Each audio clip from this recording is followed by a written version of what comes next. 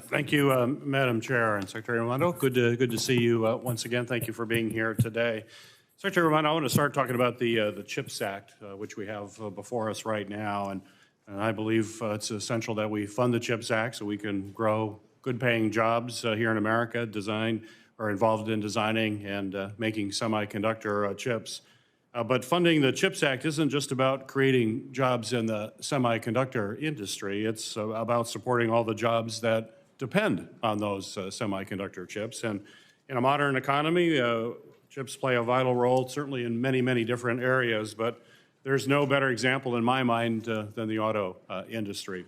In the 1970s, some cars just had a handful of chips, but now, a few decades later, the modern cars can contain up to 10,000 semiconductor chips in every car that handles everything from safety features to telematics to entertainment systems.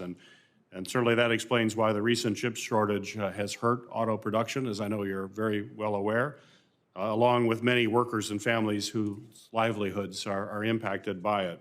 It's bad for the whole economy, and the ripple effects in the auto industry go through the whole economy. And that's why I think when we think about policies to support domestic semiconductor production, we must also ensure that we're addressing the needs of our economy and national security. Senator Stabenow and I led legislation which has passed the Senate and the House to dedicate $2 billion in CHIPS Act incentives to boost domestic production of semiconductor chips required for auto productions, referred to as mature chips, the kinds of chips that are necessary for other manufacturers, not just auto industry, but things like washing machines and everyday appliances.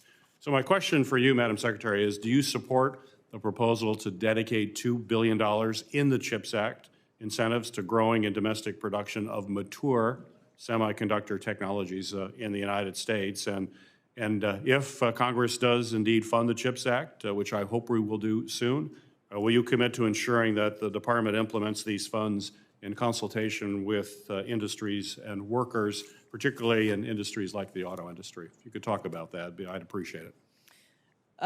Nice to see you, Senator. Yes, the answer is yes and yes. I would say it isn't just the auto industry. The medical device industry, for example, is a huge consumer of these quote-unquote legacy chips, mature, feature-rich chips. And in the recent RFI that we did, we found that this is where the shortage is. So yes, we would support it, and yes, we absolutely will implement it in coordination with industry and with you. Well, I appreciate that. Thank you, Madam Secretary. One area that I've been particularly focused on is making sure that our supply chains are resilient so that we can expand domestic production of these chips. And in December, I introduced the Investing in Domestic Semiconductor Manufacturing Act, along with several of my colleagues, including many on this committee.